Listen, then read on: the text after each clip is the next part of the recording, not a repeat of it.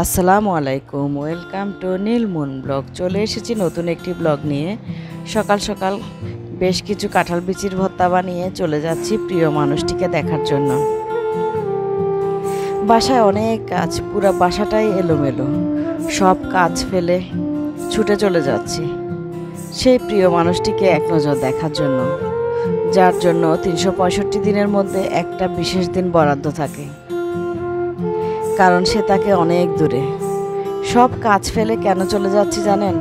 সম্পর্কের মূল্য দিতে, সম্পর্কটাকে সম্মান করি বলে, সম্পর্কটাকে ভালোবাসি বলে। একতরফাভাবে সেই শুধু আমার জন্য করে যাবে, আমি কিছু করব না, এমনটা কি হয়? সে শুধু মেসেজ দিয়ে খবর নেবে, কল করে খবর নেবে, আর আমি নীরব শ্রোতা হয়ে থাকব। এতে কি সম্পর্ক টিকে থাকে বলেন তো? এভাবেই কি সম্পর্ক চলে? সম্পর্ককে শ্রদ্ধা করতে জানতে হয়, সম্পর্ককে বুঝতে হয়।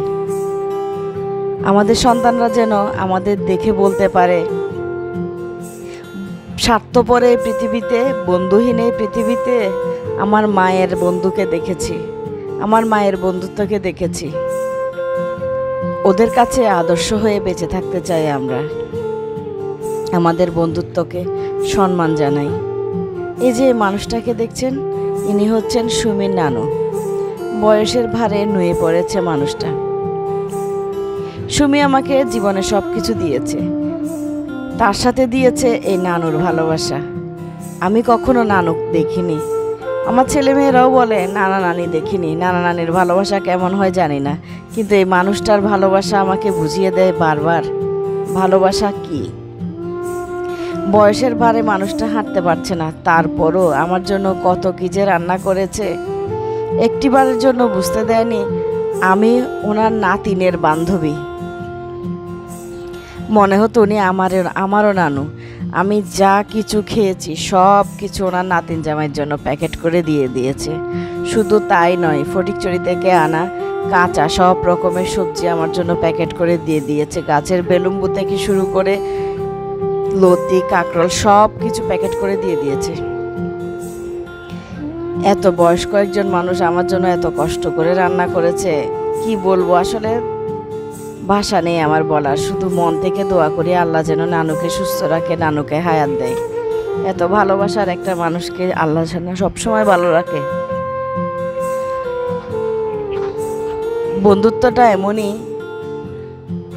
আমার কাছে বন্ধুত্ব মানে মনে হয় বিশাল একটা আকাশ, যেখানে অবাধে বিচরণ করা যায়, যেখানে বিচরণ করার জন্য ভাবতে হয় না। যে কথা বোনকে বলা যায় না, ভাইকে বলা যায় না, নিজের সন্তানদের বলা যায় না, এমনকি স্বামীকেও বলা যায় না, সে কথাগুলো অনায়াসে শেয়ার করা যায় বন্ধুর সাথে। মন খুলে কথা বলা যায়। এই যে 365 দিনের মধ্যে কয়েক ঘন্টা মনে হয় জীবনী শক্তিটা অনেক বেশি বেড়ে যায়। মন খুলে সব কিছু শেয়ার করা যায়। খেয়ে ওঠার পরও আমার বানানো কাঁঠাল বিচির ভর্তাটা কতটা তৃপ্তি নিয়ে ও খাচ্ছে, দেখলেই খুশিতে মনটা ভরে যায়।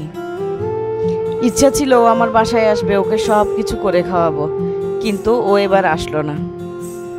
তাই সব কিছু ফেলে ছুটে চলে গেলাম ওকে দেখার জন্য। সামান্য একটু আচার পেয়ে যে কত খুশি সামিরা, সাফওয়ান, সুমি, আমি অবাক হয়ে যাই ওদের খুশিটা দেখলে। আমাদের সম্পর্কের জন্য দোয়া করবেন, যেন আমাদের সম্পর্কটা সবসময় এমনই থাকে। আমৃত্যু আমরা একে অপরের পরিপূরক হয়ে বেঁচে থাকতে পারি। আমাদের সন্তানদের কাছে আদর্শের মডেল হয়ে বাঁচতে চাই আমরা। আমাদের বন্ধুত্ব যেন এমনই থাকে সব সময়। আমাদের বন্ধুত্বের জন্য দোয়া করবেন, সুমির জন্য দোয়া করবেন, আমার জন্য দোয়া করবেন, আমার নেহাল মনের জন্য দোয়া করবেন। আজকের ব্লগ এখানেই শেষ করছি। সবাই ভালো থাকবেন।